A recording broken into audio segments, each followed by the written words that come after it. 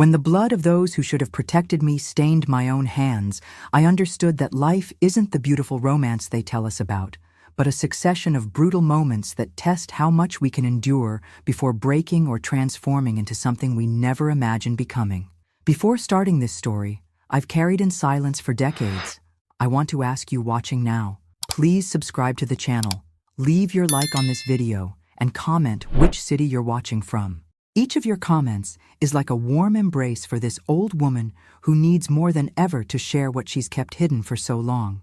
My name is Mary Jo Sanders, but everyone here in Prescott, this little piece of Arizona where the mountain cold makes you forget you're in the Southwest, knows me as Grandma Mary from the square. I'm 79 years old with a back curved by time, fingers knotted with arthritis, eyesight not as sharp as before, and a small craft shop that's become more of a meeting place for the town's ladies than an actual business. I was born in 1946 in a wooden shack covered with tin sheets in rural Arizona. So far from town it seemed like another world. A simple house, dirt floor, no running water, no electricity. But in my early years, it was still a home. We didn't have much, but we had each other. My father, Joseph, known to everyone as Joe the Tracker. My mother, Sarah, who everyone called Miss Sarah, and my 3 brothers. The oldest, Anthony, was 10 years older than me, and already seemed like a man when I was still a girl with braids. The other 2, Peter and John, were closer to my age. We were a family like so many others in that region, poor, hard-working, fighting day after day against drought, against hunger, against the forgetfulness of a country that barely knew we existed. My father was a simple man, couldn't read or write, but knew the land like nobody else. He knew exactly when to plant each seed, where to find water even in the driest times, how to cure a sick animal using only wild herbs. He was respected in the area for this wisdom that didn't come from books, but from life. He worked as a sharecropper on Colonel Harrison's ranch, one of the most powerful men in the region. In exchange for a piece of land to cultivate, he gave half of everything he harvested. It was a hard life, from sunrise to sunset. But my father never complained. "It's what we have, my daughter," he would say, when I, still a child, questioned why we had so little while the Colonel had so much. Mom worked just as hard, maybe even harder. She woke before sunrise to light the wood stove, prepare coffee, cornbread, beans that would be our food during the day. Then she would go to the field to help my father, come back to prepare lunch, take care of the house, wash clothes in the stream, and still found time to teach us what she knew, counting to 100, recognizing letters, the names of plants that healed and those that killed. My younger brothers followed in father's footsteps, learning to work the land from an early age, helping in the fields as soon as they could carry a water bucket or scare birds away from the crops. Peter had my father's calm manner, always observing, speaking little, thinking much. John was more cheerful, liked to tell stories, to invent games even after a whole day of hard work. Anthony, the oldest, was different. He had inherited my father's height and physical strength, but not his gentleness. From early on, he showed a difficult temperament, explosive, unpredictable, with an anger that always seemed ready to overflow. Mom said he was born that way, with hot blood, and that it wasn't his fault. Dad tried to control him as best he could, but even he had a certain fear when Anthony went into his fits of rage. At 18, Anthony already had famous fights in the region.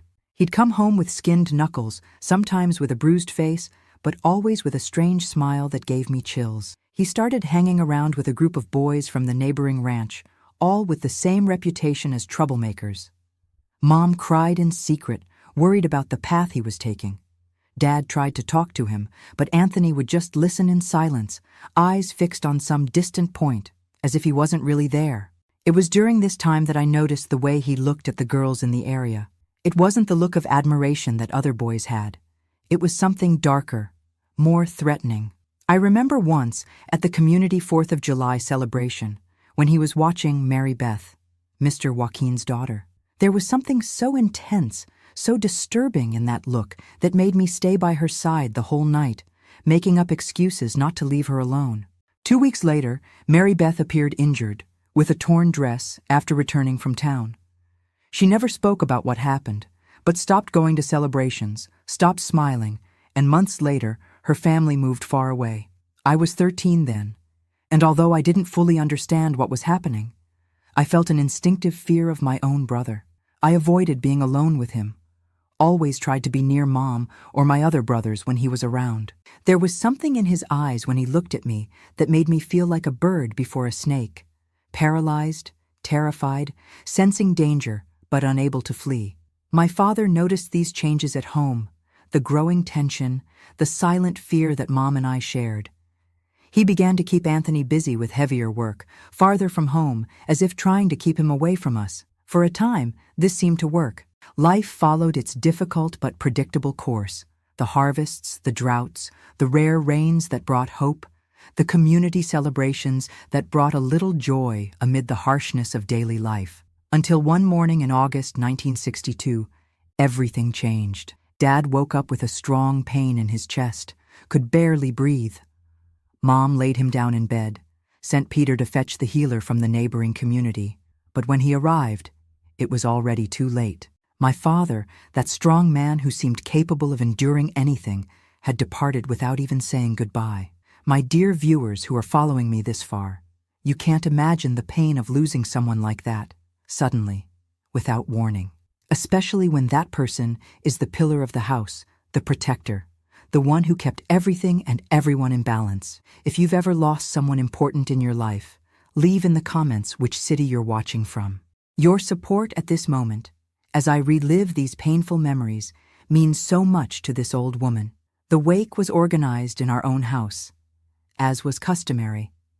The neighbors helped prepare the body, build the simple wooden coffin, arrange the living room to receive the people who would come to pay their last respects. They placed the coffin on 2 chairs in the middle of the room, lit candles at the 4 corners, and the house soon filled with people, distant relatives, neighbors, acquaintances from the ranch and nearby communities. Mom was devastated, but maintained the dignity she always had. Dressed in black, sitting beside the coffin, she received condolences with a nod of her head, her eyes red but dry, as if she had no more tears to shed. I stayed beside her, holding her hand, feeling that somehow the roles had reversed. Now I was the one who needed to protect her. My younger brothers, Peter and John, were lost, confused by this situation they couldn't fully comprehend. Anthony, on the other hand, seemed strange. He showed no sadness, didn't cry like the others. He stayed in a corner of the room, observing everything with a distant look, drinking moonshine that someone had brought to warm the body during the vigil, as they said. The night was long. People told stories about my father, prayed, sang old hymns that spoke of passage to the other world. The younger children eventually fell asleep in corners. The older ones took turns in the vigil. Around midnight, many people had already left, promising to return in the morning for the burial. Only a few closer relatives remained, dozing in chairs against the walls. That's when I noticed Anthony talking with his 2 inseparable friends, Damien and Tim, boys from the neighboring ranch who had the same reputation as troublemakers as he did. The 3 were drinking and talking in low voices, looking occasionally to where Mom and I were sitting. There was something in those looks that left me uneasy, with a chill in my stomach that wasn't just from grief. Around 2 in the morning, Anthony approached Mom. "Mother, you need to rest a bit," he said, with a gentleness that wasn't common for him. "Go lie down in the bedroom for a while. I'll stay here keeping vigil for Father." Mom, exhausted from suffering and hours of vigil, hesitated for a moment, but finally agreed. She looked at me. "Go with your mother, girl," ordered Anthony before she could speak. "She shouldn't be alone at a time like this." I accompanied Mom to the bedroom, feeling the eyes of Anthony and his friends following us. That chill in my stomach increased, but I couldn't understand why. He was my brother after all. As difficult as his temperament was, as much as I feared him sometimes, he was blood of my blood. What could happen? The bedroom was small, with just a double bed where my parents slept. There wasn't much space, but I lay down beside Mom, who seemed to have aged 10 years in a single day. She held my hand as she did when I was little and afraid of storms. "It will pass, my daughter," she whispered, more to herself than to me. "Everything in this life passes." I don't know how much time passed before the bedroom door opened. Perhaps I had dozed off, exhausted by the emotional day. The weak light of a lantern illuminated the room, and I saw Anthony standing in the doorway with his 2 friends right behind him. There was something in his eyes that I had never seen before, a gleam that wasn't of sadness nor anger, but something more primitive, more frightening. "What is it, Anthony?" asked Mom, sitting up in bed. "Nothing, Mother," he answered, entering the room and closing the door behind him. Damien and Tim came in right after, blocking the exit. "We just came to see if you're all right." It was at that moment that I understood something terrible was about to happen. The look they exchanged, the way they positioned themselves in the room, the way Anthony smiled. A smile I will never forget as long as I live. "Now I'm the man of the house," he said, taking a step in our direction. "And there are some things that need to change around here." My mother stood up, placing herself between me and them. Even in her moment of greatest fragility, her protective instinct spoke louder. "What do you think you're doing, Anthony?" she asked, her voice firm despite the fear she must have been feeling. "Your father hasn't even gone cold in his coffin, and you already—" She couldn't finish the sentence. The slap Anthony delivered was so strong, it made her fall back onto the bed, beside me. I screamed, trying to get up to help her, but Damien was already on top of me, holding my arms firmly, while Tim held my mother's legs. "Now you're going to learn who's in charge here," said Anthony, and there was a sick satisfaction in his voice that chilled me to the bone. What happened in that room, on that night when we should have been keeping vigil for my father, is something I've never been able to tell anyone. How do you put into words the violence, the humiliation, the physical and emotional pain we suffered at the hands of those who should have protected us? How do you describe the sound of my mother's muffled sobs, trying not to scream, to avoid waking my younger brothers in the room next door?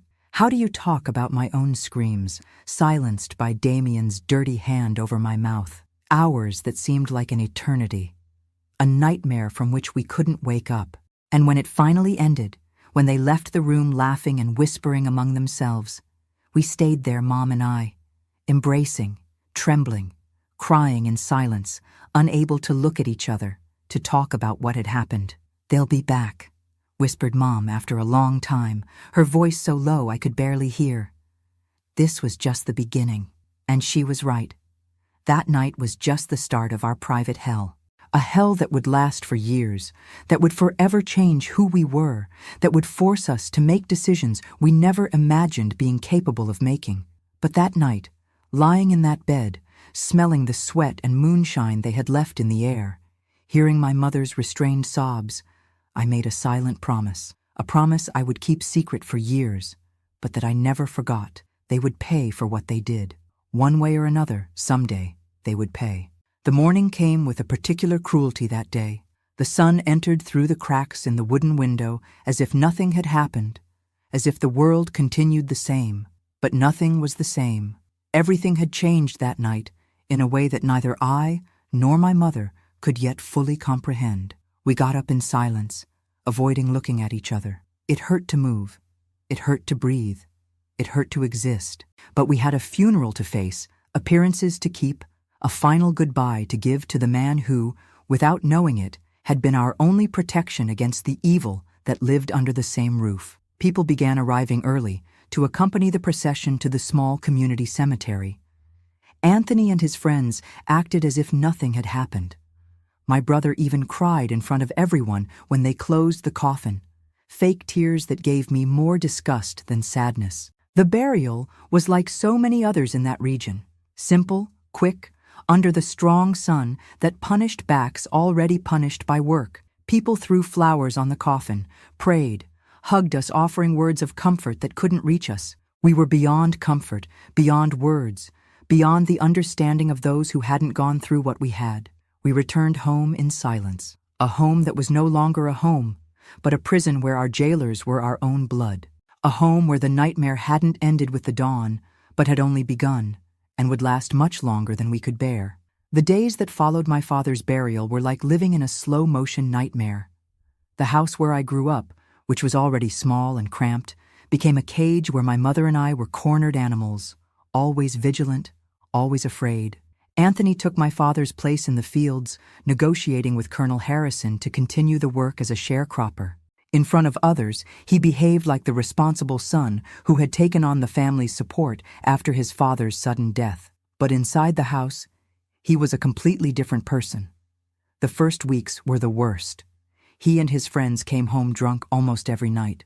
Mom tried to keep my younger brothers protected, sending them to sleep early at an aunt's house nearby, making up excuses about helping with work in the fields. But Peter, who was already 12, began to suspect something was wrong. He saw the bruises on my mother, noticed the way I would shrink when Anthony entered a room. "What's happening, Mary?" he asked me one afternoon while we were gathering firewood near the stream, far from anyone's ears. "Why is Mom always crying? Why haven't you smiled since Dad died?" I couldn't answer. How do you explain to a child the horror we were living?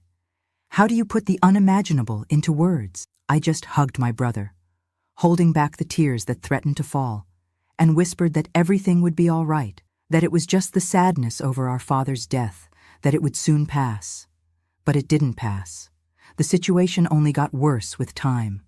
As my mother had predicted, that first night was just the beginning.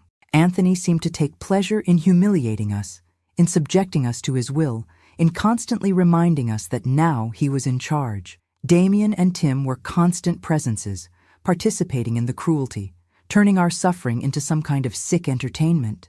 The worst of all was the shame. The shame that prevented us from asking for help, from telling anyone what was happening inside the four walls of that house. In the countryside, in rural communities like ours, at that time, there were things that simply weren't talked about, secrets that were kept buried for generations. "If anyone finds out, Mary, they'll blame us," my mother would say. When, desperate, I suggested running away, asking for help from the police, the pastor, some neighbor. "They'll say we provoked it, that it's our fault. That's how things work." And she was right. I was old enough to understand how the world treated women like us. I had seen how they looked at Mary Beth after what happened to her, how they whispered that she must have provoked it, that a proper girl doesn't walk alone. I had heard stories of other women who tried to report abuse and ended up being even more mistreated, sometimes even expelled from their communities. So we were silent. We endured. We survived day after day, night after night, like someone weathering an endless storm, waiting for it to pass at some point, even without really believing it would happen. My younger brothers, Peter and John, perceived that something was wrong, but didn't understand what. They were spared the worst, as Anthony and his friends waited until they were away or asleep. Even so, they were growing up in an environment of constant tension, seeing their mother and sister physically and emotionally wasting away, witnessing fights and violence that, even without fully understanding, were shaping their view of the world and of themselves. Mom tried to protect them as best she could. In the rare moments when Anthony went out to work without his cronies, we managed to breathe a little, recover a fragment of normalcy. In these moments, she taught the boys what she could, to read, to count, to respect women, to be different from their older brother. "You are like your father," she would tell them. "You have his heart, his kindness. Never forget that." For me, she reserved different conversations, always in whispers, always when we were sure we were alone. "One day this will end, my daughter," she promised, holding my hands between hers. "One day we will find a way to leave here, to start over somewhere else. But until then, we have to be strong. We have to survive."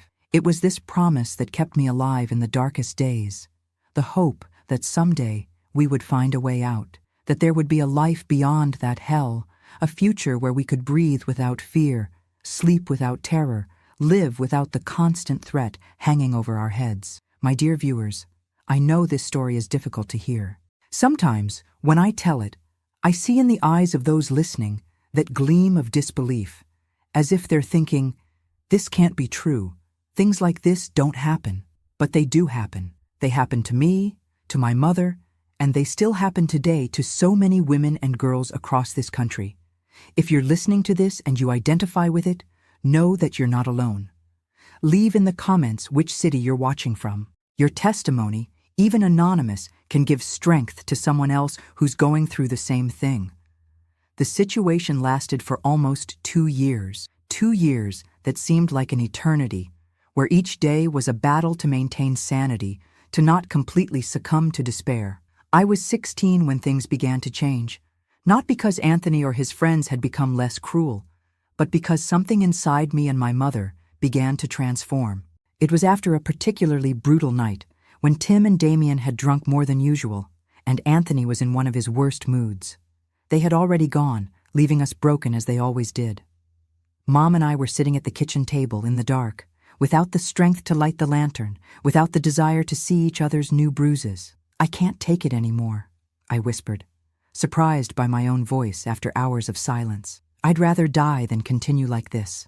I expected her to say what she always said, that we had to be strong, that one day we would find a way out, that for now we needed to survive. But this time, it was different. "I can't take it anymore either, my daughter," she answered, and there was a new resolution in her voice, something I hadn't heard since my father was alive. "And we won't die. They will." I looked at her, trying to make out her face in the dimness. I couldn't believe what I had heard. My mother, always so resigned, always so accepting of the fate that had been imposed on us, was suggesting something that had never crossed my mind. "How?" I asked, my voice just a breath. "I don't know yet," she answered.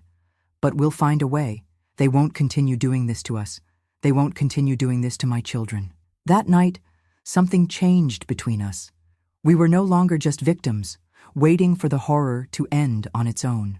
We were determined to do something, to take control of our lives back, even if it meant crossing boundaries we never thought we'd cross. In the days that followed, we observed.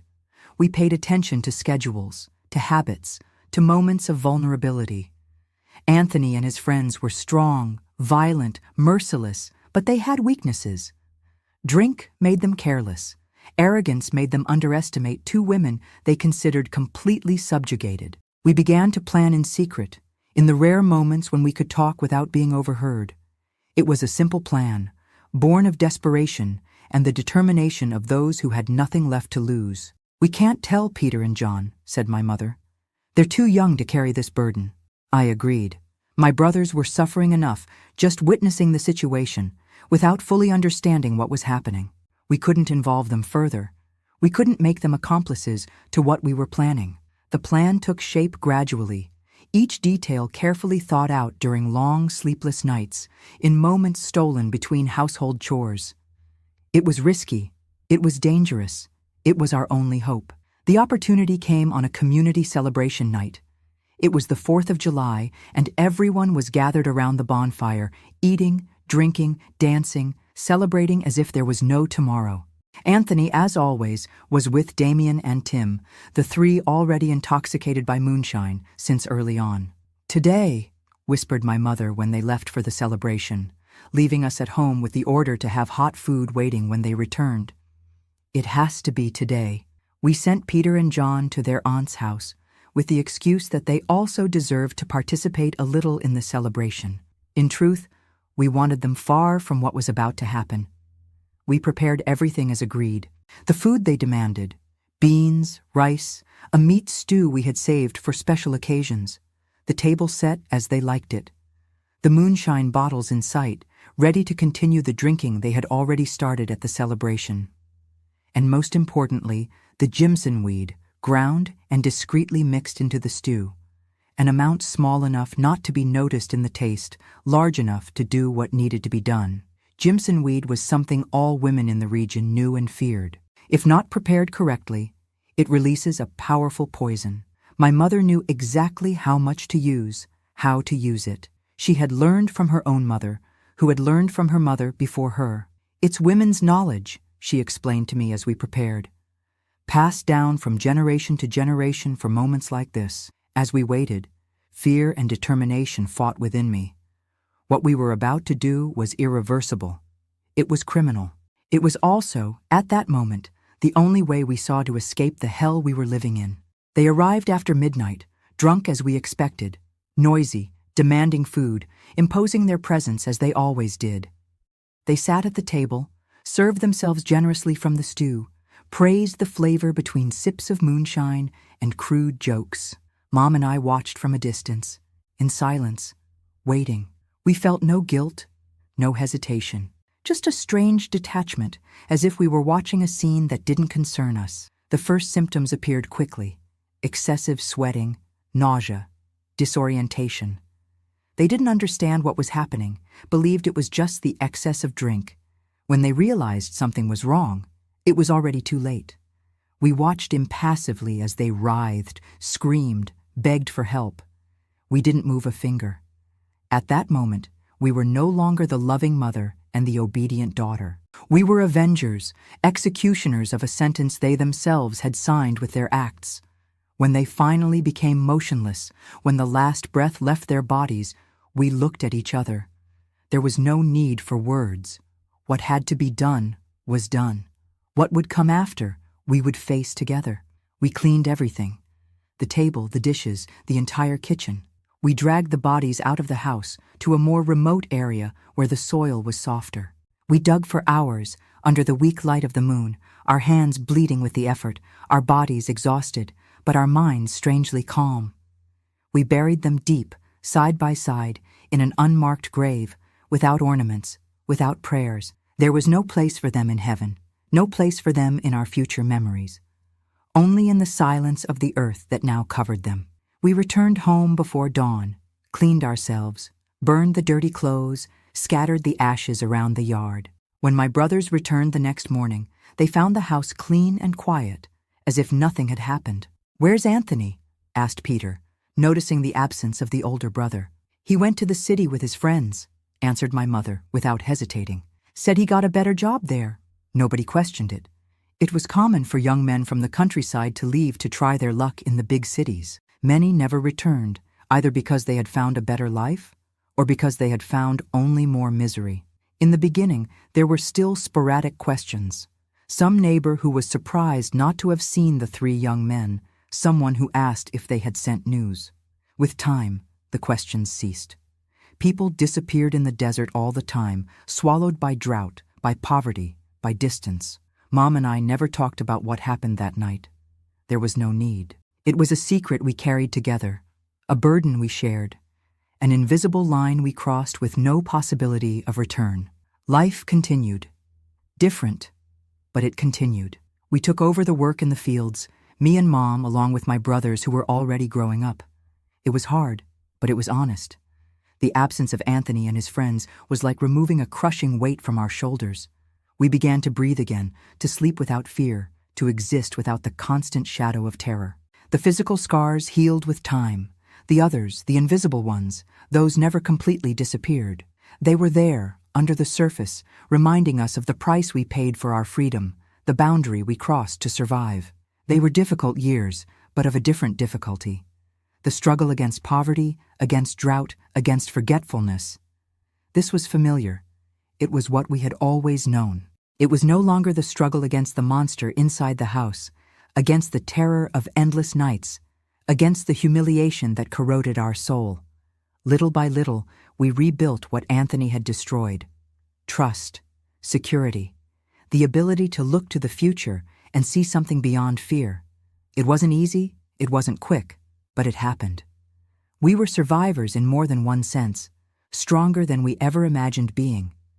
And behind it all, always present but never mentioned, was that secret. That night, that unmarked grave in the red earth of the desert, the price we paid for our liberation. 5 years passed since that night. 5 years of a heavy silence that Mom and I carried like a secret pact. Nobody ever discovered what happened to Anthony, Damien, and Tim.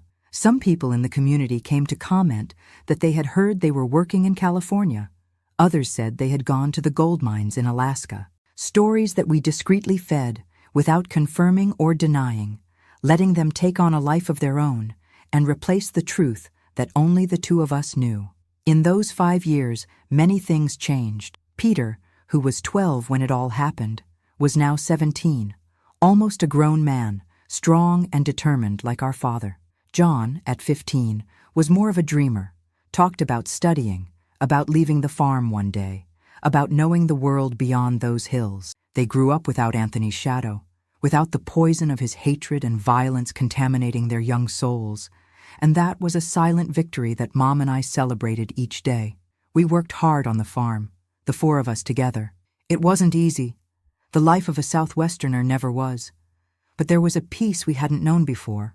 At night, sitting around the simple wooden table my father had made years before, we would talk, sometimes laugh, share the little we had with a gratitude that only those who have been at the bottom of the pit can feel. I was 21 then, and, even young, I already carried more painful experiences than many people accumulate in a lifetime. The nightmares still came, less frequent with the passing of time, but still vivid, still capable of making me wake up in a cold sweat, choking back a scream so as not to alarm the rest of the house. Mom had hers too, I knew. Sometimes I would find her sitting alone in the kitchen in the middle of the night, looking at nothing, her trembling hands holding a cup of tea, long gone cold. We never talked about those times, about what we had gone through, about what we had done. It was as if we had made a tacit agreement to bury those memories along with the bodies of those who had made us suffer so much. But even buried, they were there, like deep roots of a poisonous tree, invisible on the surface but still alive, still influencing everything around them. It was on the 7th anniversary of my father's death, and consequently, close to the date of what we had done, that things began to change again. We were all in the living room after dinner when we heard strong knocks on the door. It wasn't common to receive visitors at that hour, much less in that way, and I immediately felt a chill in my stomach, a premonition that something wasn't right. Peter, already assuming the role of the man of the house, went to answer. It was the oldest son of Mr. Manuel, our closest neighbor, breathless and agitated. "There are people asking about Anthony at Joe's store," he said, without even properly entering.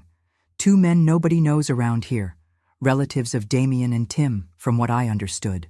I felt the blood freeze in my veins.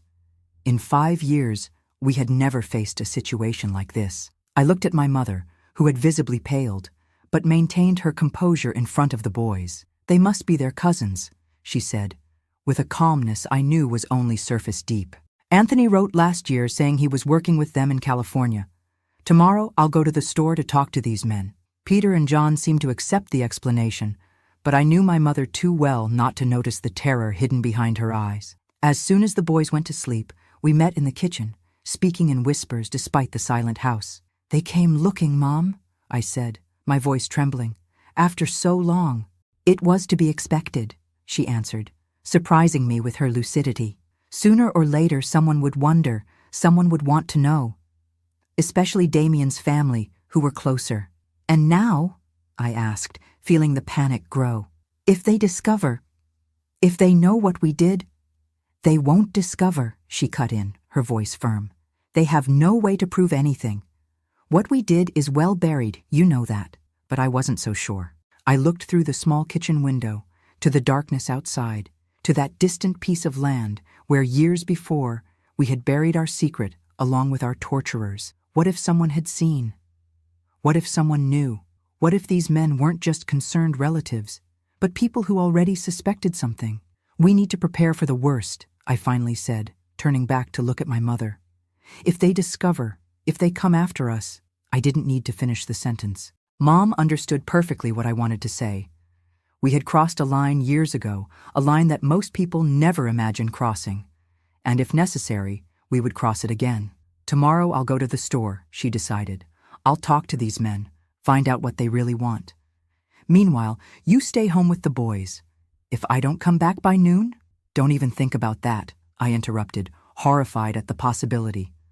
"We'll go together. We've always faced everything together." She hesitated, then agreed with a nod. We spent the rest of the night planning, thinking of all the possibilities, all the scenarios. If they were just concerned relatives, we would maintain the story we had created. Anthony, Damien, and Tim had gone to California, then to Alaska. They sent news rarely. The last letter had been more than a year ago. But if they suspected something, if they asked too much, if they tried to intimidate us, well, we weren't the same fragile and frightened women from years ago. We had hardened. We had learned that sometimes the only way out is to create your own door, even if it means tearing down walls that most people would never dare to touch. My dear viewers who are following me, have you ever felt that deep fear, that dread that reaches to your bones when you realize a terrible secret might be discovered? It's like standing on the edge of an abyss, feeling the ground crumbling beneath your feet, knowing that at any moment you might fall into the void. If you've ever felt something similar, comment which city you're watching from. It's comforting to know I'm not alone in these heavy memories. The next morning, we put on our best clothes, which were still very simple, and went to Joe's store. We walked in silence, each lost in her own thoughts, preparing for what was to come. The store was about a 40-minute walk from our house, on the edge of the dirt road that led to town. When we arrived, I immediately saw who must be these men. They were sitting on a bench outside the store, drinking whiskey despite the hour, looking around with that suspicion typical of those who aren't from the area. One was older, must have been about 50, gray hair, face marked by the sun and time. The other was younger, maybe 30, and there was something in his look that immediately reminded me of Damien. The same malicious gleam, the same poorly disguised arrogance. I swallowed the fear that rose in my throat and followed my mother, who walked determinedly toward them. Joe, the store owner, saw us coming and made a discreet gesture with his head, indicating the men, confirming they were the ones who had been asking about Anthony. "Good morning," my mother greeted, her voice surprisingly firm. "I heard you're looking for my son Anthony." The men looked us up and down, evaluating us with a curiosity that left me uneasy. The older man stood up, extending his hand to my mother. "Jerome Smith," he introduced himself, "uncle of Damien, and this is my son, Jesse." Mom shook his hand briefly, then crossed her arms over her chest, a defensive posture that didn't go unnoticed. "Sarah Sanders," she said, "and this is my daughter, Mary." "Your son left with my nephew and Tim how long ago?" asked Jerome, his eyes fixed on my mother's face, looking for any sign of nervousness or deception. "Going on 6 years this December," Mom answered without hesitation, sticking to the story we had rehearsed. "They went to California, then to Alaska for gold mining. They sent news a few times. The last was—" "When, Mary?" "Last year," I replied, joining the charade. "A short letter just saying they were doing well, that they'd found work on a large ranch out there." Jerome and Jesse exchanged a look I couldn't quite interpret. There was suspicion there, but also something else, something that put me even more on alert. "Strange," said Jesse, speaking for the first time, "because we also received a letter from Damien last year. He said he was coming to visit family, that he was homesick and wanted to see everyone. The letter arrived in May. We waited and waited, but he never showed up. I felt the ground disappear beneath my feet. A letter? How could there be a letter if Damien was dead, buried in a forgotten corner of our property for 5 years? I quickly glanced at my mother, who maintained her composure, but I noticed a small muscle twitch in her face, a tiny sign of tension that only I, who knew her so well, could notice. "That is very strange," she said, her voice still calm, but with a note of concern that wasn't there before. "The letter we received didn't mention anything about coming back. Perhaps they changed their minds at the last moment? Or maybe—" She didn't finish the sentence, leaving in the air the suggestion that something might have happened to them on the way. It was a risky move, but necessary given this unexpected revelation. "Or maybe," said Jerome, taking a step toward us, "someone is lying about where they are."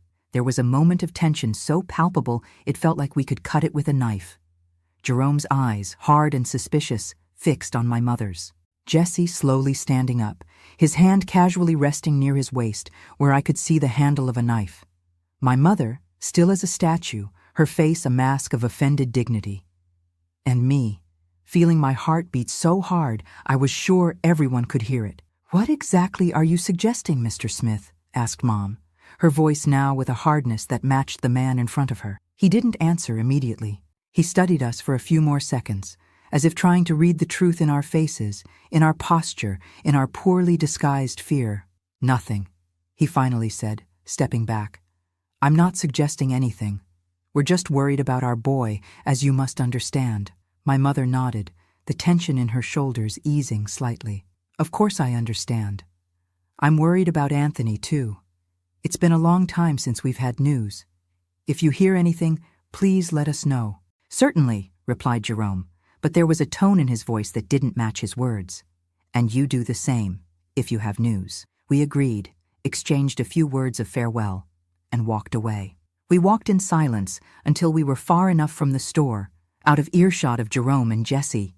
Only then did Mom stop, leaning against a tree by the side of the road, her face finally showing the terror she had hidden so well.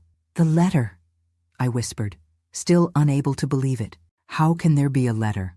Someone wrote it for them, she answered, her voice low, looking around to make sure we were really alone. Or they're lying, trying to catch us in a contradiction. Both possibilities were terrifying. If someone had written the letter, it meant they knew what had happened and were playing a cruel game with us. If they were lying to test us, it meant they already suspected something and were just looking for confirmation. They'll be back, I said, feeling the same fear I had felt years ago when Anthony and his friends entered the bedroom during my father's wake. They won't give up so easily.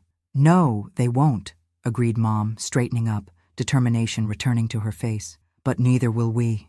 We returned home in silence, each step taking us deeper into dark thoughts, into plans we never imagined we would have to make. The feeling was of reliving a nightmare, of returning to those days of constant terror, of paralyzing fear. But there was a crucial difference.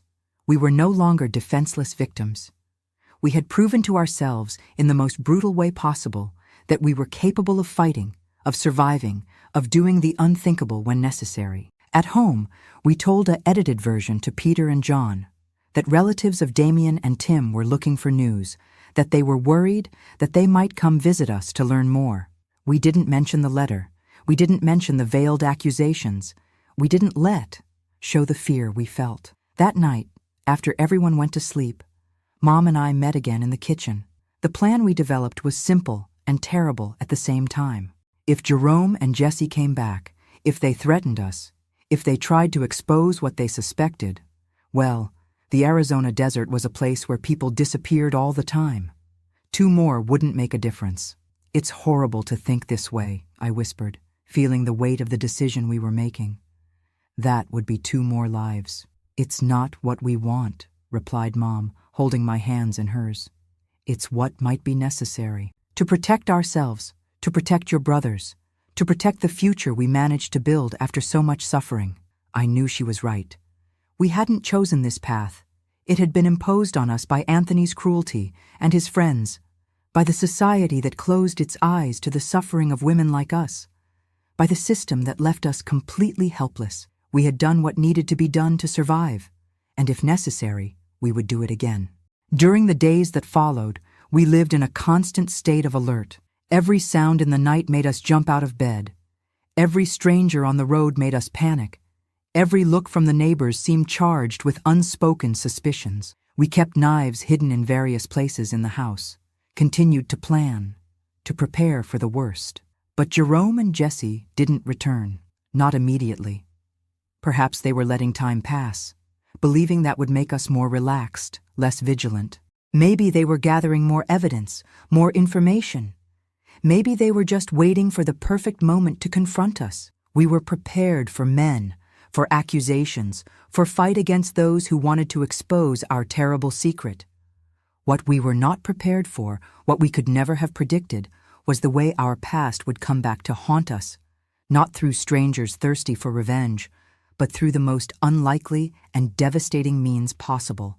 It was on a Saturday afternoon, almost a month after the encounter at the store, that everything came to light. We were all at home, Mom preparing dinner, me helping with the vegetables, Peter fixing a broken tool, John reading a book borrowed from the teacher's son. A scene of domestic normalcy that had become precious to us after so many years of terror. The sun was beginning to set when we heard knocks on the door.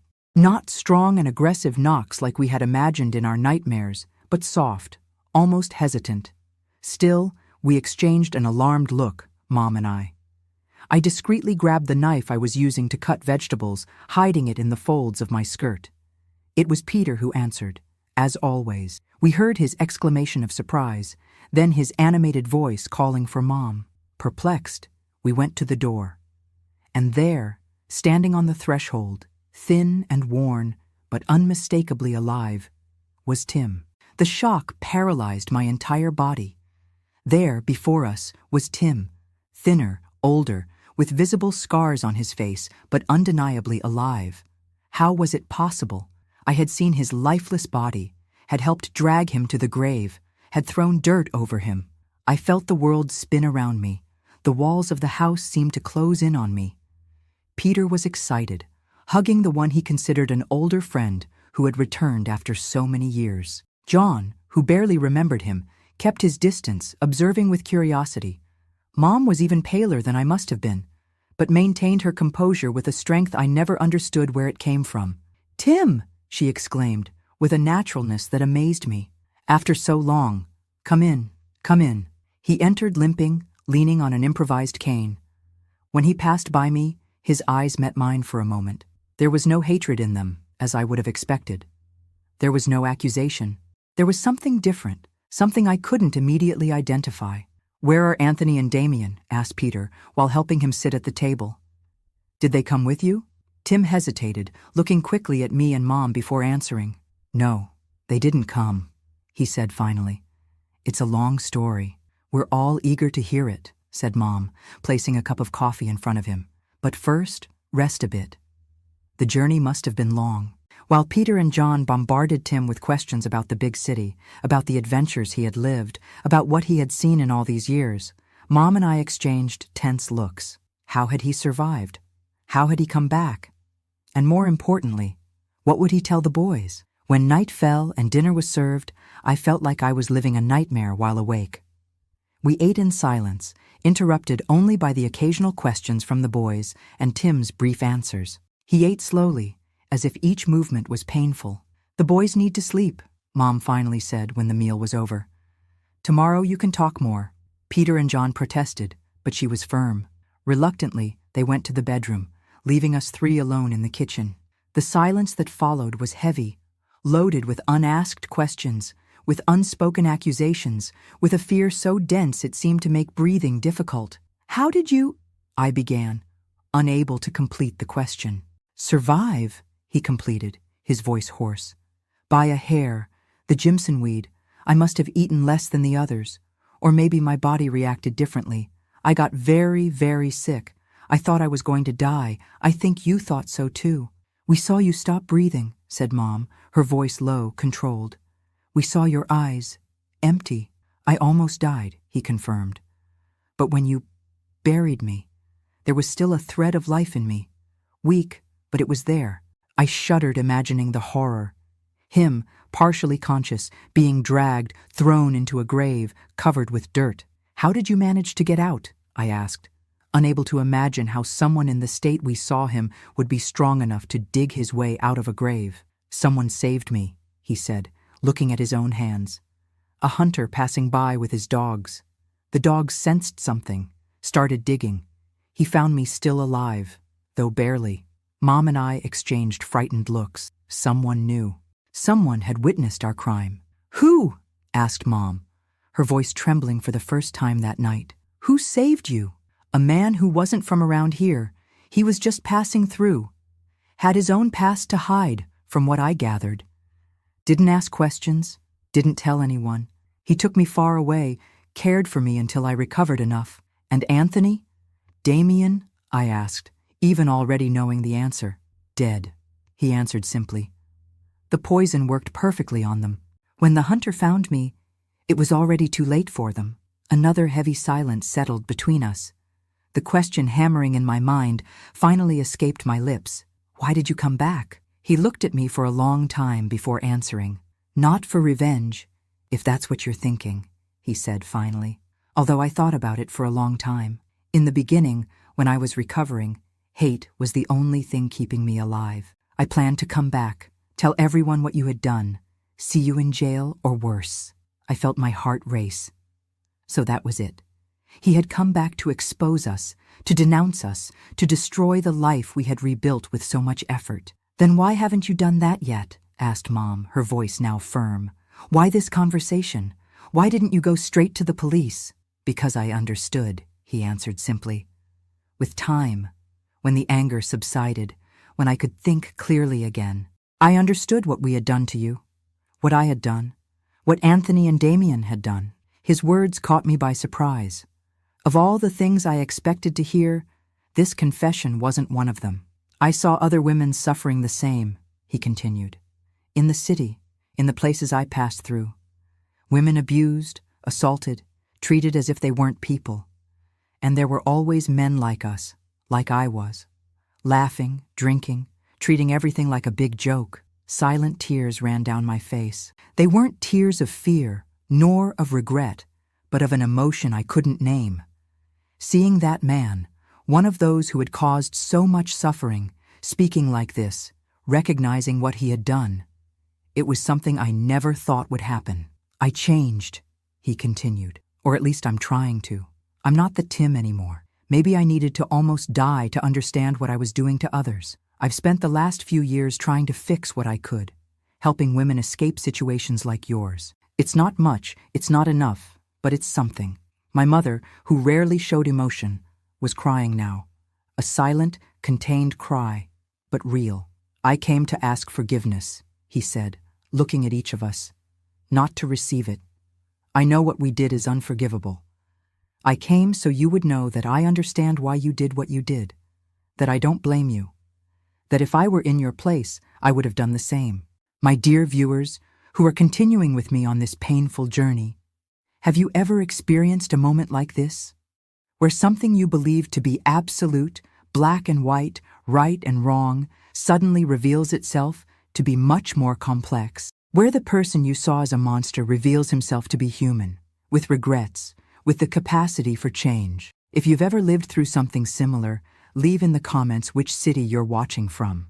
It's comforting to know I'm not alone in reliving these heavy memories. I'll leave tomorrow, Tim continued. I didn't plan to stay. I just wanted you to know that I'm alive, but that your secret is safe with me. Jerome and Jesse. They suspect, but they don't know. They have no proof, and they never will. How do you know about them? I asked, surprised that he knew about the uncle and cousin's visit. I have friends in the region, he answered vaguely. People who keep me informed. I knew they were looking. I knew they had come to you. That's why I decided to come now, so you would understand that you don't need to fear. Mom got up, took a bottle of whiskey we kept for medicine, and served a little for each of us. We drank in silence, absorbing the strangeness of that situation. We were three people united by a crime, by a secret, by a past we could never erase, but that had somehow transformed us. Where will you stay tonight? Mom finally asked. At old Manuel's house, Tim replied. He doesn't know anything. Thinks I'm just an acquaintance of yours who's passing through. I nodded, relieved that he wouldn't stay under our roof. Despite his words, despite believing in his repentance, I wouldn't be able to sleep knowing he was in the same house. When he got up to leave, Mom did something that surprised me. She briefly held his hand, a gesture that wasn't of affection nor forgiveness, but of recognition.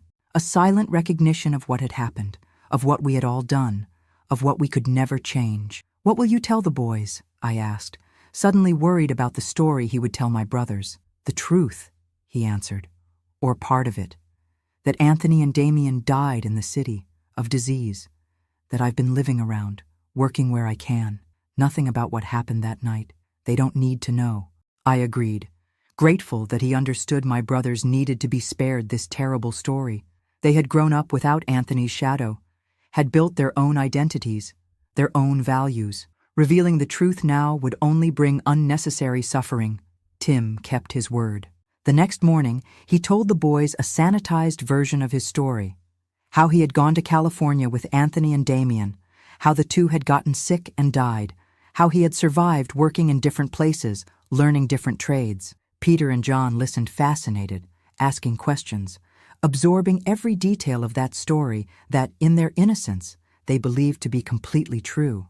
When Tim left after lunch, promising to write, a promise that deep down we knew wouldn't be kept, I felt a strange weight lift from my shoulders. It wasn't forgiveness. I could never completely forgive what he and the others had done to us, but it was something like peace. The peace of knowing our secret was safe, that we could continue living the life we had built with so much effort and sacrifice. That night, when everyone was already asleep, Mom and I met again in the kitchen, as we had so many times before. We sat in silence for a long time, each lost in her own thoughts. Do you think he really changed? I finally asked. I don't know, Mom answered honestly. Maybe. People can change when they face something that forces them to really look at themselves. Like we changed, I completed. She nodded. Like we changed. Because it was true, we weren't the same women as before. The violence we had suffered, The violence we had committed in response had transformed us, hardened us in some ways, made us more compassionate in others, more cautious, more aware of what human beings are capable of doing, both evil and good. In the days that followed, we anxiously waited for news that Jerome and Jesse had returned, that they were asking more questions, that they suspected something. But nothing happened. Whatever Tim had said or done seemed to have calmed them or driven them away. We never heard from them again. Life continued its course. Peter, at 19, began dating the teacher's daughter, a sweet and intelligent girl who seemed to light up the house when she came to visit. John, at 17, insisted more and more on his dream of studying, of going to the city, of finding a path different from working on the farm. Mom was slowly aging, but maintained the same strength, the same determination she had always had. And me? I was 23, an age when many girls in the area were already married, with children. But my experience had shaped me differently. I couldn't see myself in that traditional role, couldn't easily trust, especially men. The few suitors who appeared were gently pushed away, to the frustration of Mom, who dreamed of grandchildren. But in secret, in my heart, another dream was taking shape. A dream inspired, ironically, by Tim's words about helping other women. If he, who had been part of the problem, could change and try to do something positive, what could I do? I, who had lived in my own skin what so many other women suffered silently. It was during this period that I began to get closer to the women of the community. Not just the older ladies Mom had known for years, but the girls my age, the newlyweds, those who had just had children. I talked, listened, observed, and what I saw broke my heart. In many of them, I recognized the same look I saw in the mirror during those terrible years. The same disguised fear, the same shame, the same resignation in the face of the unbearable. "What are you doing with these women?" Mom asked one night, after I had spent the afternoon with Mary Beth, a 20-year-old young woman who everyone knew was beaten by her husband. "Talking," I answered simply. "Listening." She looked at me for a long time, as if she could see through me, read my thoughts, understand my plans before I fully comprehended them myself. "Be careful," she finally said. "This world doesn't like women who ask questions, who cause problems." "I know that," I replied. "But I also know that some questions need to be asked, that some problems need to be caused." She smiled then, a rare and genuine smile that lit up her tired face. "You are strong, my daughter. You always were. Stronger than me." "No, Mom," I disagreed, holding her calloused hands. "I'm strong because you taught me to be. Because I saw in you an example of how to survive the worst storms without losing dignity, without losing humanity." That night, something changed between us. The secret we shared, which had been a burden for so long, transformed into something different. No longer just a crime we had committed together, but a testimony to our resistance, our refusal to accept a fate that others had decided for us. It wasn't pride. We could never be proud of taking lives, even if they were the lives of those who hurt us so deeply. But it was a kind of acceptance, an understanding that our choices, however terrible they were, had been made in a context where all other doors were closed. In the weeks and months that followed, I began to act more deliberately. I taught women to read and write, in small meetings disguised as sewing or Bible study gatherings. I shared knowledge of herbs and remedies that Mom had taught me, including ways to avoid unwanted pregnancies, a powerful and forbidden knowledge that had been passed from woman to woman for generations. More importantly, I created a space where women could talk, could share their stories, could find comfort and strength in each other. A space where they weren't judged, weren't blamed for their own suffering, where they were seen as complete human beings with a right to dignity, respect, safety. It was dangerous work, work that challenged the deepest structures of that rural society of that time. I received suspicious looks, veiled threats, malicious comments. That Mary, who never married, who puts ideas in women's heads, some said. But I continued, because I knew I was doing something important, something necessary. Peter and John supported me, each in their own way. Peter, now engaged, had become a different man than Anthony had been. Gentle, respectful, incapable of raising his hand to a woman. John, with his books and dreams, spoke of a world where things would be different, where women and men would be equal. I smiled, listening to him, thinking that perhaps, with young people like him, that world really might be possible one day. Mom observed everything with that mixture of concern and pride that only mothers can feel. Sometimes she helped me, offering her house for meetings, sharing her wisdom with the younger ones. Other times, she warned me of the dangers, of the limits I was testing. But she never stopped me, never asked me to stop. She understood, better than anyone, what motivated me. A year after Tim's visit, when the fear of being discovered had considerably diminished, we received news of him. Not directly, but through a traveler who passed through the region and brought a message. Tim had settled in West Texas, was working as a midwife, a traditionally female occupation, but one he had taken on after learning from an old woman of the desert. He was well, thought of us, hoped we were at peace. The news caught me by surprise, awakening contradictory emotions. I could never forget what he had done, the suffering he had caused. But I also couldn't deny that his words that night had planted a seed in me, had helped shape the work I now did. It was a strange, complex, disturbing connection in many ways, but real. "Our paths are strange, aren't they?" commented Mom when she heard the news. "We never know where they'll lead. We never know who will cross them." It was true. When I looked back, at the frightened girl I had been, at the desperate young woman who had helped commit a terrible crime, I could hardly believe the woman I had become. A woman who carried a heavy secret, a guilt that would never completely disappear, but also a mission, a purpose, a determination to use my own experience of pain to try to alleviate the pain of others. It wasn't redemption. Some things can't be redeemed.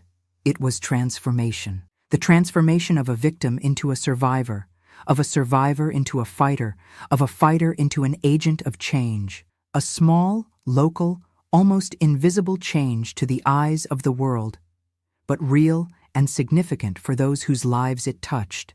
The reckoning we had served that distant night, with Jimson weed and determination born of desperation, hadn't been the end of the story, as I believed for so long. It had been just the beginning of a long and difficult path of healing, of learning, of growth that would continue for the rest of our lives. That night had taught me what women are capable of doing when pushed beyond the limits of the bearable. The nights that followed taught me what women are capable of creating when they support each other, when they share knowledge, when they transform their pain into purpose, their anger into action, their fear into courage. And that, my dear viewers, is perhaps the most important lesson I can share with you today. The years passed like the waters of the river that cuts through our lands, sometimes calm, sometimes turbulent, but always flowing forward. That encounter with Tim had been the last chapter of a story I thought would never end. After him, we never had direct news of Jerome or Jesse again. It was as if our lives had finally been freed from the chains of the past. Peter married the teacher's daughter, as everyone expected. A simple ceremony in the small community chapel, followed by a celebration in our house yard, with music, food, and dancing until dawn. It was the first time in many years that I saw Mom dance, laughing like a girl, her eyes shining with a joy I thought she would never feel again. 2 years after that wedding, in 1975, John achieved what he had dreamed so much: a place in the town school with housing and food provided. He had gotten a scholarship through an Italian priest who passed through the region, was impressed with his intelligence, and recommended him for an educational program. It was difficult to see him leave, but we knew it was best for him, that he deserved that opportunity to escape the harshness of the desert. So it was just Mom and me in the farmhouse, 2 women who had survived the worst life could offer, who carried a heavy secret, but who now, finally, could breathe without fear. We continued working the land, taking care of the small chicken and goat farm, living simply but with dignity. My work with the women of the community continued to grow, to expand, to touch more and more lives. It was no longer just an informal group that met to talk and learn. We had organized, created an association that defended the rights of women in the region, that offered shelter for those who needed to escape violence, that taught trades that allowed financial independence. "I never thought I would see this in my lifetime," Mom would say, watching a group of women gathered in our house, openly discussing issues that, years before, would be unthinkable to mention in public. I was 30 then, and, against all expectations for a single woman from the countryside at that time, I had become a kind of leader, a reference. People sought me out not just for advice or help, but to resolve conflicts, to mediate difficult situations, to speak on behalf of those who had no voice. My dear viewers who are still with me, can you imagine the transformation? From a terrified, abused, silenced girl to a strong, respected woman, capable of making a difference in the lives of others? It's a journey that still amazes me when I look back. Leave in the comments which city you're watching from. Your support, your comments warm the heart of this old woman who still marvels at the paths life takes us on. It was during this period that life brought us another unexpected turn. John, who had been studying in the city for almost 3 years, returned for a visit bringing surprising news. He had gotten a job in a large store in the capital, Phoenix, and wanted us to live with him. "In the city?" asked Mom, incredulous. "Leave the farm? Everything we know?" "Yes, Mom," he insisted, excited. "Life is different there. There are opportunities we would never have here. Mary could continue her studies, maybe even go to college." The idea seemed absurd. Me, at 30, going back to school, going to university like an 18-year-old? And Mom, leaving the land where she had lived her entire life, where she had buried not only my father, but also the ghosts that had haunted us for so long. But the seed had been planted. In the weeks following John's departure, the idea grew, took shape, became a real possibility. Life on the farm was getting increasingly difficult. The drought had been punishing the region for years. The harvests were increasingly meager. The future seemed uncertain. "And our work here?" I asked Mom one night as we discussed John's proposal. "The women, the association, everything we built?" She looked at me with that wisdom that only years and suffering can give. "The work that began here can continue in other places," she said simply. "The seed has been planted. Others will continue what you started," and they had continued, really.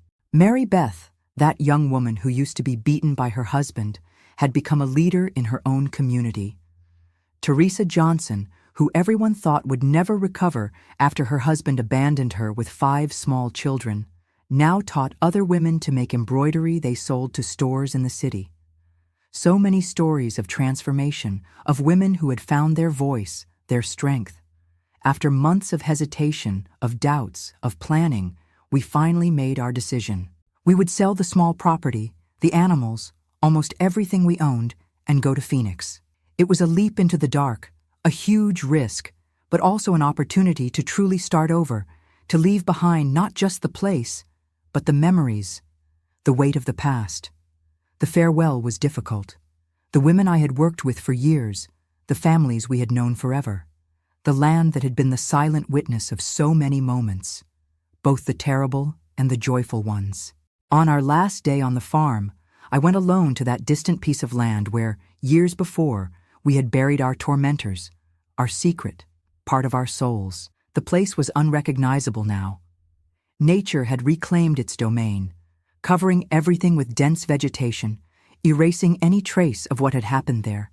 I stayed a while in silence, letting the memories come, the pain, the fear, but also the sense of liberation, of brutal justice that had followed. "Rest in peace," I whispered, not knowing exactly if I was speaking to the dead or to myself. Rest in peace. Phoenix was another world compared to our desert.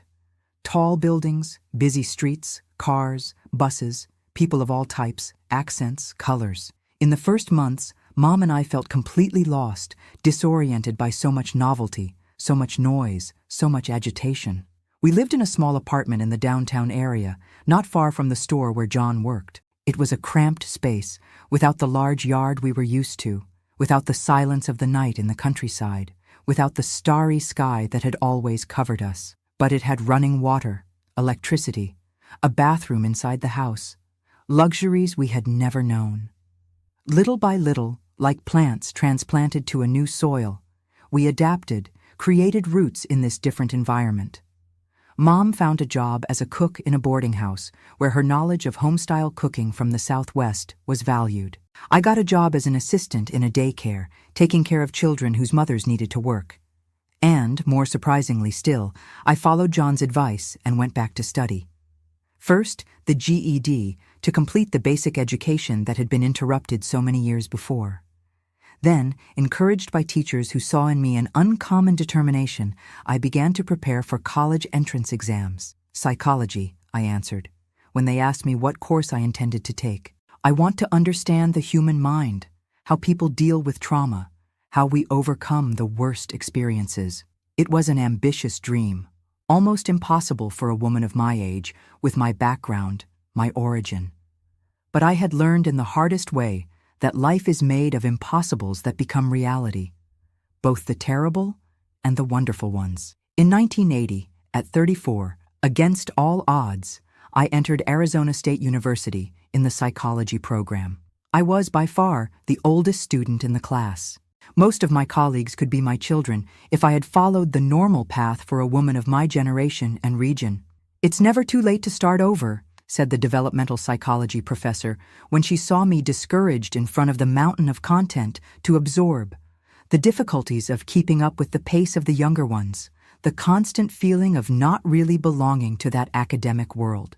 In my second year of college, Mom got sick. At first, it seemed just a strong flu, those common in the humid winter of Phoenix, so different from the dry climate of the desert we were used to. But it got worse, turning into a severe pneumonia that hospitalization and antibiotics couldn't control.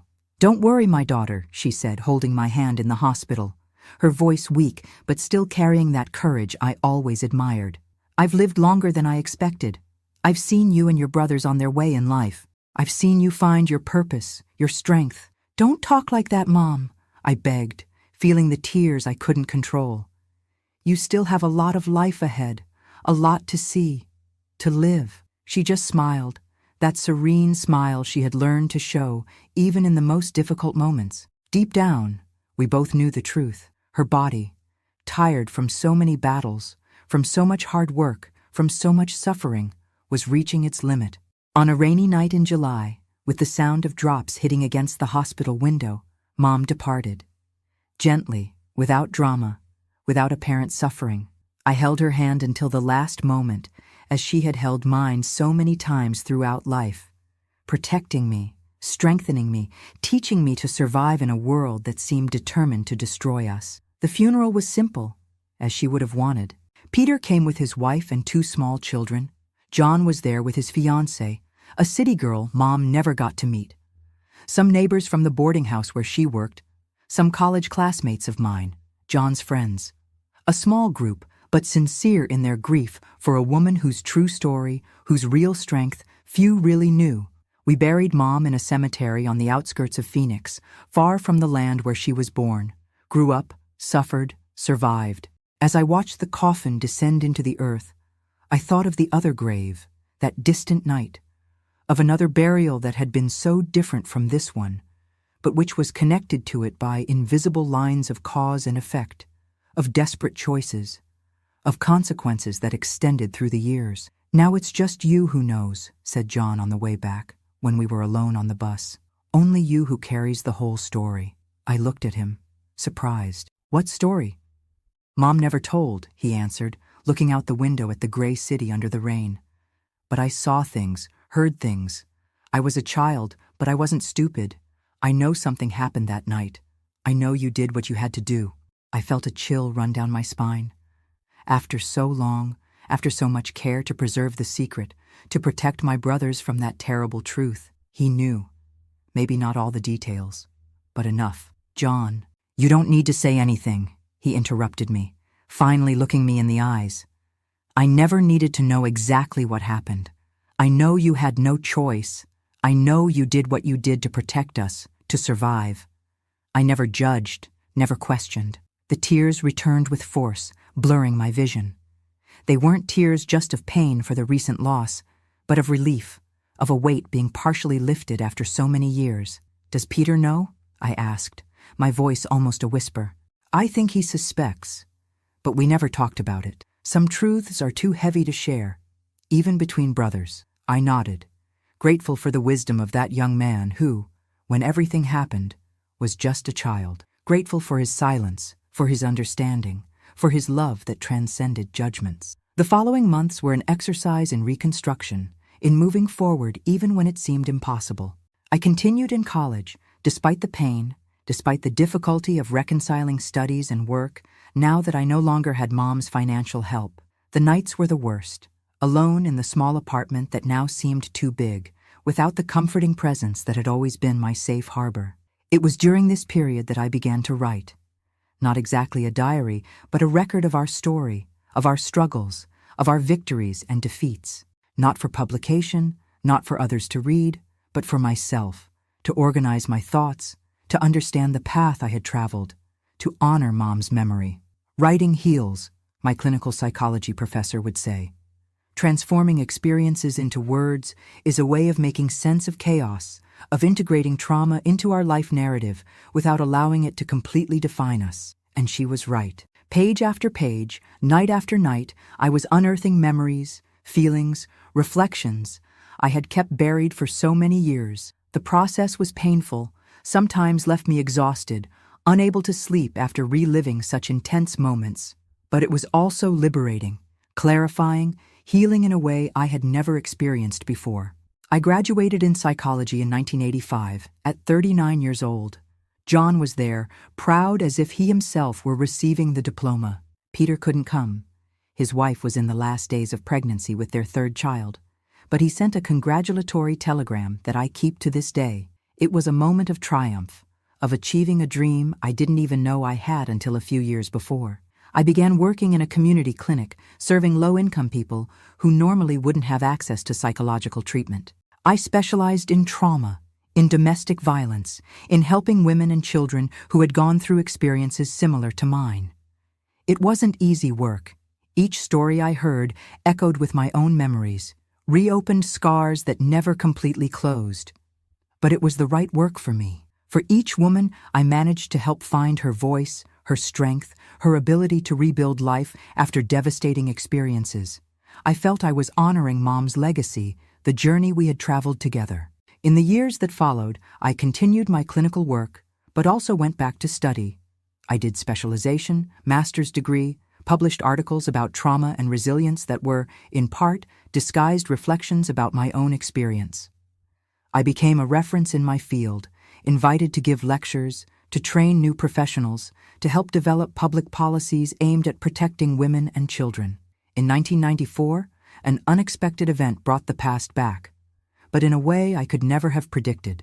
I was giving a lecture at a conference in Tucson when, in the question session, an elderly man stood up in the back of the room. "Professor Mary," he said, his voice trembling with age, but still recognizable. "I don't know if you remember me. Tim, from Prescott." I felt the world stop for a moment. There he was, almost unrecognizable.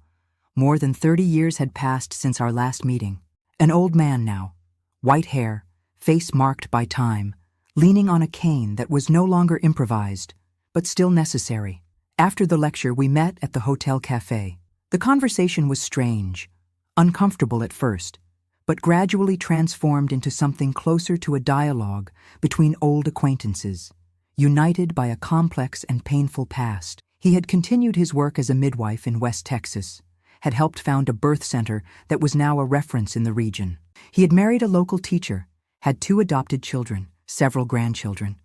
A common, normal life, built on the ruins of a past that was far from common or normal. "I never forgot," he said, looking at the coffee cup in his wrinkled hands. "I never forgot what I did, what we did. That night at the wake after, I never forgot." "Neither did I replied honestly.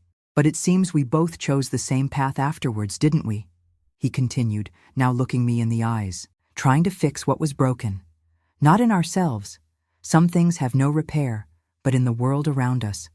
Trying to do some good to compensate for the evil we did or suffered. There was a deep truth in his words, an understanding that could only come from someone who had walked similar roads, even if from opposite positions. We said goodbye after a few hours, knowing we would probably never see each other again. We weren't friends. We could never be after everything. But we also weren't enemies anymore. We were survivors of a shared story, witnesses to a past that had shaped who we became, for better and for worse. When I returned to Phoenix after this unexpected meeting, I felt a strange sense of closure, as if a cycle that began on that terrible night of my father's wake had finally completed itself. It didn't mean the scars had disappeared, that the memories didn't hurt anymore, that the weight of what we had done had been lifted, but it meant I had found a way to live with that weight, to integrate that story into my identity without allowing it to completely define me. The years continued to pass. Peter lost his wife to cancer, but found comfort in his children and grandchildren. John built a successful career in Phoenix, now owner of the store where he was once just a young employee. I continued my clinical, academic, and social work, touching more and more lives, expanding the limits of what I thought possible to do. At 60, I decided to return to Prescott, not to the farm. That place no longer existed, had been swallowed by the advance of the city, transformed into a residential neighborhood where no one knew or remembered the story that had happened there decades before. But to the city itself, to its familiar streets, its mild climate, its pace of life that matched my now diminished energy, I bought a little house near the central square, opened a small craft shop that became more of a meeting point than a business itself. The women of the region, daughters and granddaughters of those I worked with so many years before, brought their embroidery, their lace, their works to sell. And in the process, they also brought their stories, their joys and concerns, their struggles and victories. Things had changed since my youth. Women now spoke more openly about their experiences, had more resources, more options, more support. Violence hadn't disappeared. It will never completely disappear as long as we live in a society that still carries so many traces of patriarchy, of inequality. But there was more hope, more possibilities for escape, for resistance, for transformation. And now, at 79, sitting in this rocking chair on the porch of my shop, looking at the square where children play and young people court, I share my story with you. Not the whole story. Some details are too heavy to be said out loud. Some secrets go with me to the grave, but enough for you to understand the journey, the path from ashes to stars that I traveled throughout a life that began in pain, but found purpose, meaning, even joy. My dear viewers, before ending this story, I want to ask once more. Leave your like, subscribe to the channel, and especially comment below where you're watching from. Each story shared is a hand extended to someone who might be going through the same thing right now, feeling as alone as I felt in that bedroom so many years ago. Life is made of choices, some impossible, some terrible, some liberating. The important thing is not never falling, never failing, never crossing boundaries we believed uncrossable. The important thing is what we do afterwards, how we rebuild, how we transform ashes into something new, something beautiful, something meaningful. From the ashes of my past, from the ashes of what I was and what was done to me, I managed to find my way to the stars. Those that shine in the night sky of Prescott, but also those that shine within us when we find our purpose, our strength, our ability to transform pain into healing, trauma into wisdom, despair into hope. And this journey, my dear viewers, is the true revenge, not the one we planned on a dark night, driven by desperation and anger, but the one we build day after day, year after year. The revenge of living well, of loving deeply, of helping others find their own way out of darkness. This is Mary Jo Sanders, Grandma Mary from the Square for you, saying goodbye with gratitude for having accompanied me this far, for having heard my story with such respect and affection. May God bless each one of you, and may you never lack the strength to transform your own ashes into stars.